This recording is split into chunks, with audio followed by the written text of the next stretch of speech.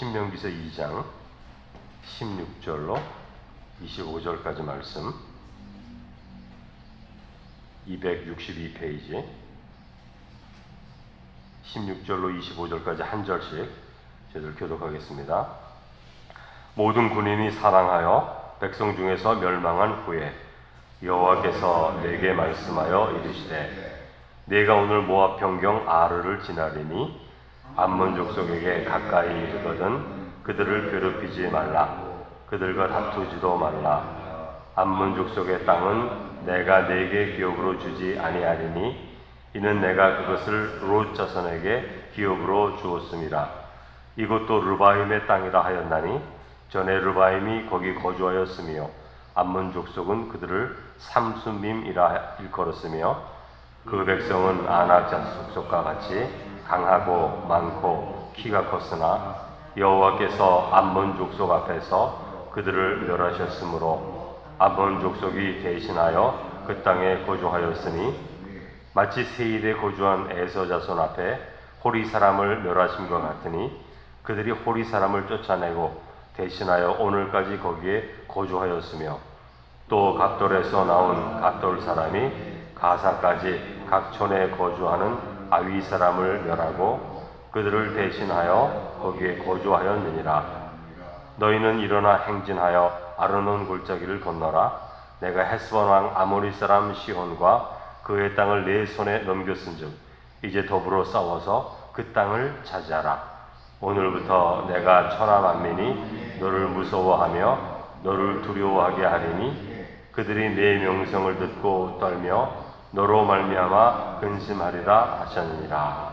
아멘.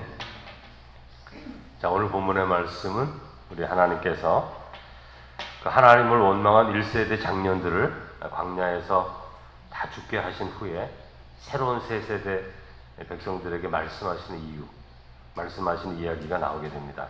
15절에서 16절까지를 보면 이제 광야에서 하나님의 약속을 믿지 않고 그 10명의 정탐꾼, 12명 중에 그 10명의 부정적인 보고를 한 정탐꾼의 그 낙심케 하는 말을 듣고 하나님이 우리를 죽게 하려고 바로의 손에서 건져내어서 여기까지 오게 했다. 이렇게 원망하고 불평한 사람들로 인해서 하나님이 분노하시잖아요. 그래서 그 1세대 가운데 단 한 명도 약속의 땅에 들어가지 못한다. 갈렙과 여호수아만 들어간다. 그렇게 이제 말씀을 하시고 이스라엘 백성들에게 너희들 다시 광야로 돌이키라. 그래서 광야로 돌아갔습니다. 이스라엘 백성들이. 그래서 40년이 지나게 되죠. 그래서 40년이 다 지난 후에 지난 새벽의 말씀 마지막에 보면 오늘 읽지 않았지만 그 전 15절을 보면 여호와께서 손으로 그들을 치사 진영 중에서 멸하신 거로 마침내는 다 멸망되었느니라 이렇게 되어 있죠. 40년 동안 시간이 지나면서 그 원망한 이스라엘 백성들, 1세대 이스라엘 백성들, 나이 20세부터 그 이상 된 그 사람들을 군대라 그러거든요. 20세 이상을 군대라 그러는데 하나님이 손으로 치사 다 죽게 됩니다. 뭐 죽는 시간이 다 달랐겠죠. 20세도 있고 60세도 있었으니까 다 죽게 됩니다.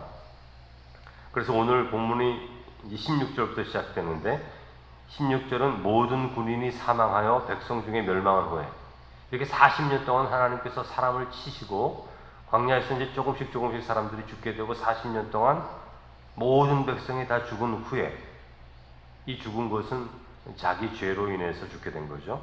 다 죽은 후에 하나님께서 이제 비로소 말씀을 하기 시작했다 이렇게 말하고 있습니다. 여기서 이제 우리가 눈여겨볼 것 중에 하나는 모든 군인이 사망하여, 이 군인이 20세 이상의 남자를 말하는데 그렇다고 남자만 죽은 것은 아니고 20세 이상의 결혼한 남자들은 부인까지 다 죽은 거예요. 예를 들면 아간이 범죄했을 때 범죄는 아간이 했지만 가족이 다 죽지 않습니까? 하나로 치기 때문에 부인까지 다 죽은 거나 마찬가지죠. 20세 이상의 모든 남자뿐만이 아니라 아내 된 자까지 다 광야에서 죽게 되었습니다. 그래서 17절에 이렇게 다 죽은 후에 여호와께서 이제 새로운 말씀을 시작하시는 거예요. 범죄한 이스라엘 백성이 다 죽게 되었잖아요. 범죄한 자들이 죽게 되었으니까 이제 범죄한 사람이 없잖아요. 하나님 앞에 대적한 사람이. 그러니까 그때부터 새로운 말씀을 시작하게 되시는데 세 가지 말씀을 새로운 세대들에게 주십니다. 첫 번째 말씀은 18절에서 23절까지 말씀인데 이스라엘 백성들이 약속의 땅으로 가기 위해서 지나쳐야 하는 백성들 중에 오늘 본문에 보면 암몬 족속이 있어요. 암몬 족속이 있는데 19절에 보면 암몬 족속에게 가까이 이르거든 그들을 괴롭히지 말고 그들과 다투지 말라 이렇게 말씀하시죠. 지난주에는 우리가 말씀을 읽을 때 어떤 족속을 지나갑니까? 에서의 후손, 에서의 자손 족속을 지나가잖아요. 그리고 모압 자손을 지나가잖아요. 그럴 때 하나님이 똑같은 말씀하세요. 그들과 다투지 말고 그들을 괴롭히지 말라 그렇게 말씀하십니다. 근데 오늘 말씀에는 암몬 족속의 땅을 지나가게 될 텐데 그들을 괴롭히지 말고 다투지 말라 이렇게 말씀하십니다. 그 이유는 내가 내게 기업으로 주지 아니하였기 때문이다 그렇게 말씀하시는 거죠. 그러니까 이 암몬 지역은 누구에게 주었다고요? 롯 자손에게 주었다 그렇게 말씀하십니다. 여러분 롯은 아브라함의 조카로서 이스라엘과 아주 가까운 친척 아닙니까? 롯 자손에게 내게 주었다 이렇게 말씀하신 거죠. 그러니까 하나님은 이스라엘 백성에게 하나님이 주시지 않은 것을 탐내지 말라 그렇게 말씀하는 거예요. 이스라엘이 200만 명이나 되기 때문에 굉장히 큰 민족으로 왔습니다. 그래서 암몬 족속과 싸워도 이길 수 있는 거예요. 모압 자손도 이길 수 있고 다 이길 수 있어요. 힘이 있습니다. 그러나 하나님께서 너에게 준 것이 아니기 때문에 너는 절대로 탐해서는 안 된다 그렇게 말씀하는 거예요. 내가 충분히 싸워서 이길 수 있지만 하나님이 주신 거 아니기 때문에 그걸 탐내서는 안 된다 그렇게 말씀하시는 거죠. 20절에서 22절까지를 보면 암몬 족속의 이야기가 이제 나오는데 롯의 후손 암몬 족속과 함께 해주셔서 이 암몬 족속이 르바임 땅을 정복하게 합니다. 그러니까 암몬 족속이 르바임 땅을 정복해서 그것을 암몬 족속의 땅으로 만들게 되는데 이 르바임은 어떤 족속이냐면 아낙 자손과 같은 거인 족속입니다.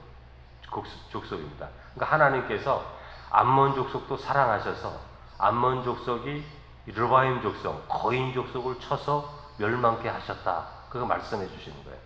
그러니까 하나님께서 롯 자손의 후손도 기억하고 계시고 돌보고 계신다. 그러므로 이스라엘 백성 너희들이 그 땅을 지나갈 때 그 땅을 절대 괴롭혀서는 안 되고 조용하게 지나가야 된다. 물이 먹고 싶으면 돈으로 사 먹고 음식을 사 먹고 싶으면 돈으로 사 먹어야 된다. 그렇게 말씀하시는 거죠. 그리고 23절을 보면 새로운 갑돌 사람이 거주하기 시작했다 이렇게 말씀하시는데 그 시대에 많은 인구 이동이 생기는데 그때 갑돌 족속이 약속의 땅으로 들어왔다는 거예요. 또 어떤 분들은 이 갑돌 족속이 블레셋 족속이다 이렇게 말하기도 합니다.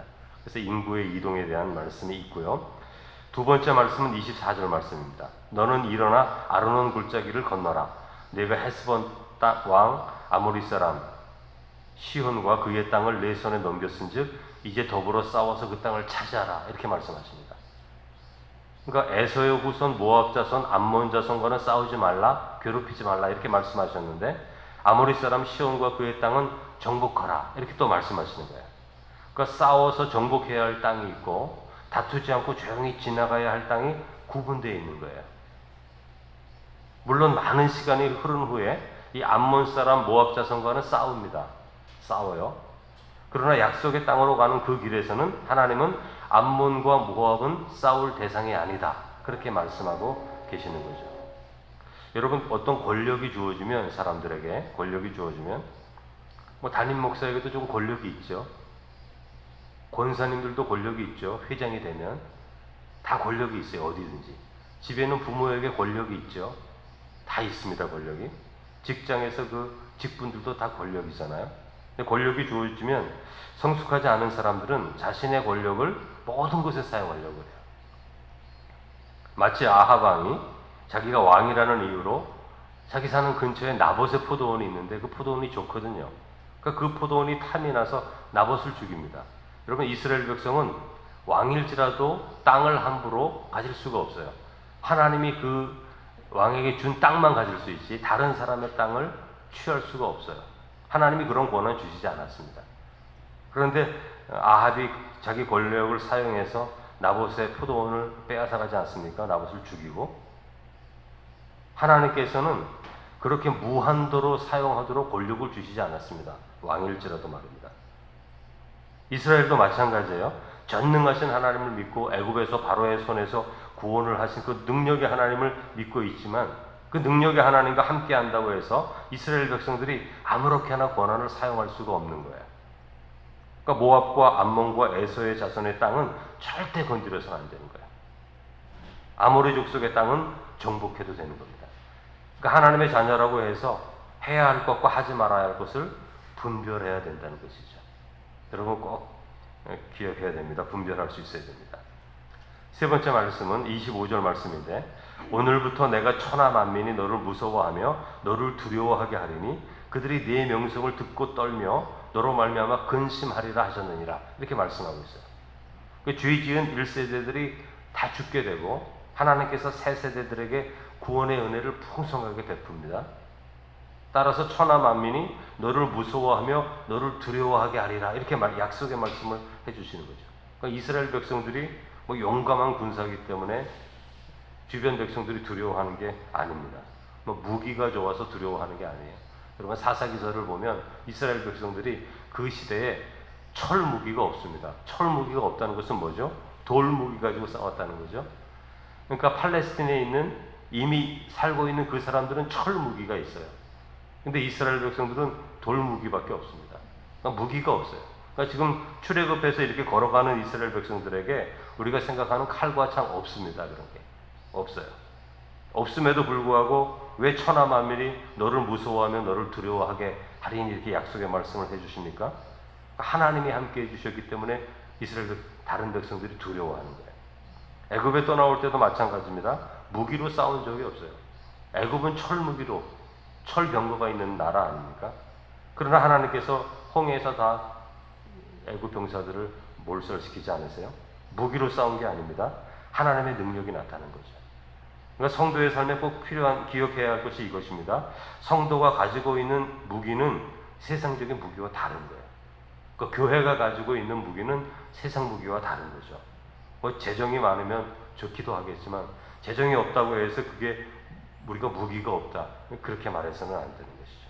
세상적인 무기와 다른 거예요. 바로 하나님이 함께 해주시면 그게 가장 큰 무기가 되는 거죠. 이것은 눈에 보이는 것이 아닙니다. 그러나 그게 능력이 있는 거예요. 눈에 보이지는 않는데 능력이 있는 것이죠. 그래서 오늘 말씀처럼 천하 만민이 너를 무서워하며 너를 두려워하게 된다 이렇게 말씀해 주시는 거죠. 마치 예수님께서 어느 동네를 가면 그 귀신 들린 자들이 두려워서 떨어뜨린 것처럼 예수님께 나와서 마가복음에 보면 내 때가 되지 않았는데 당신이 왜 오십니까? 이런 귀신들이 말하잖아요. 예수님께. 예수님이 오면 지레 그 능력이 임하니까 두려워서 예수님께 그렇게 말씀하는 거죠. 그러니까 하나님이 함께 하시는 삶, 믿음과 순종의 삶에는 하나님 자녀의 능력, 하나님 자녀의 권세가 있기 때문에 하나님의 도우심이 나타나게 되는 거예요. 우리가 알지 못하는 놀라운 능력과 은혜가 작동하게 되는 거죠.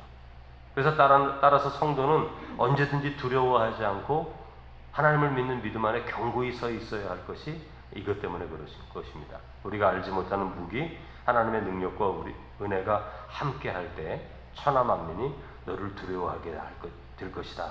그렇게 하나님께서 약속하고 있는 거죠.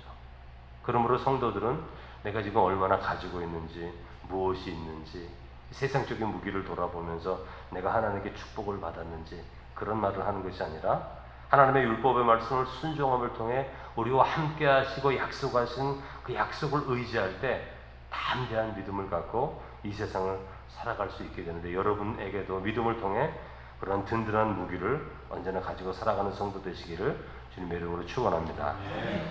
이 시간 기도하시겠습니다. 은혜와 사랑이 충만하신 하나님 아버지, 범죄한 이스라엘 백성 1세대가 다 광야에서 죽게 되었을 때 새로운 세대를 이끌어 가시기 위해서 또 말씀을 주십니다. 아무리 전능하신 하나님이 우리와 함께 하신다고 해도 해야 할 것이 있고 하지 말아야 될 것이 있고 싸워야 할 때가 있고 싸우지 말아야 할 때가 있는 것을 분별하게 하셨듯이 사랑 많으신 주님, 믿음의 성도로 살아가게 될 때 언제든지 거룩한 일, 선한 일에는 헌신하여 일하게 하시고 우리 자신의 이익이 되는 일들 돌아보면서 멈춰야 할 자리에 멈출 수 있는 성도가 될 수 있도록 인도해 주옵소서. 성도의 삶 가운데는 반드시 하나님이 정해주신 경계선이 있는데 그 경계선을 넘어가지 않도록 늘 우리 자신을 돌아보며 하나님의 은혜가 언제나 풍성히 우리 가운데 거하기 위하여 저희들 준비하는 하나님의 자녀가 될 수 있도록 은혜를 더해 주옵소서. 죄가 다 해결되었을 때 새로운 이스라엘 백성들에게 하나님께서 천하 만민이 너희를 보고 두려워할 것이다 말씀하신 것처럼 하나님을 믿고 의지하고 순전한 마음을 가지고 헌신하고 이웃을 돌아보아 사랑하는 자에게 하나님께서 능력 가운데 임재하셔서 이방인들을 향하여 하나님을 믿는 백성들을 두렵게 하는 마음을 주신다 하셨사오니 오늘도 저희들 이 땅을 살아갈 때에 수많은 두려운 일, 근심되는 일, 걱정되는 일 몰려오지만 하나님이 우리와 함께 하심으로 오히려 세상이 우리를 두려워한다는 것을 믿음으로 고백하며 담대히 나아갈 수 있는 하나님의 자녀가 되게 해 주옵소서. 오늘 이 시간 정무원 집사님 우리 새벽제단 기름 부어 주옵소서. 또 하나님의 몸된 교회를 축복하며 또 예물 드리오니 하나님께서 그 기도의 제목을 응답하시며 우리 연양숙 성도님 여러 가지 봉교회 계획들 또 드리면서 계절대학 한양축제 찬양하며 하나님께 예물 드릴 때 주께서 이 모든 기도의 제목을 응답하여 주셔서 저들의 삶의 자리에 풍성한 열매로 거두어지게 하여 주옵소서. 예수님의 이름으로 기도드립니다. 아멘.